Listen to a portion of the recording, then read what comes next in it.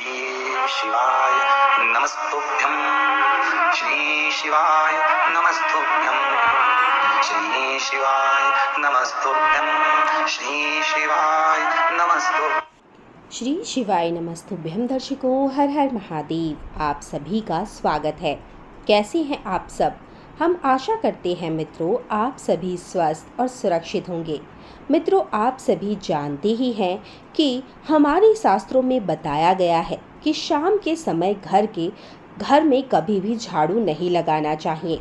आप सभी जानते हैं झाड़ू को माँ लक्ष्मी का स्वरूप माना जाता है, इसलिए कभी भी हमें झाड़ू का निरादर नहीं करना चाहिए।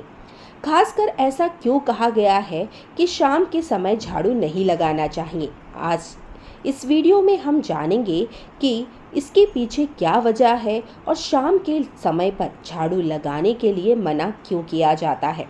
मित्रों, शास्त्रों में बताया गया है कि यदि हम शाम के समय अपने घर से झाड़ू लगाते हैं तो हम अपने घर की बरकत को घर से बाहर ले जाते हैं। ऐसे में शाम के समय कभी भी साफ सफाई नहीं करनी चाहिए।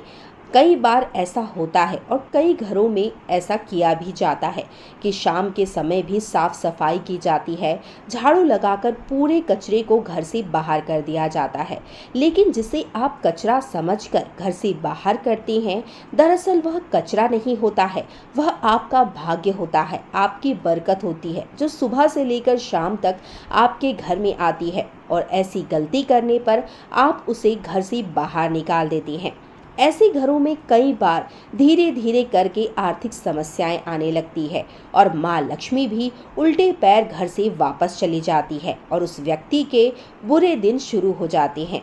उसे पता भी नहीं होता है कि यह किस गलती के कारण हो रहा है।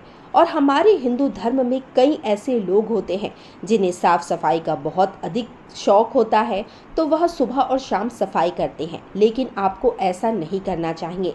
सफाई करने का भी और झाड़ू लगाने का भी एक समय होता है। हमें हमेशा सुबह के समय ही सफाई करनी चाहिए। शाम को सूर्यास्त के बाद कभी भी अपने घर से झाड़ू या कचरे को बाहर नहीं निकालना चाहिए। यदि आपके घर में कचरा भी है और डस्टबिन में रखा है तो उसे आप सुबह ही घर से बाहर निकालें।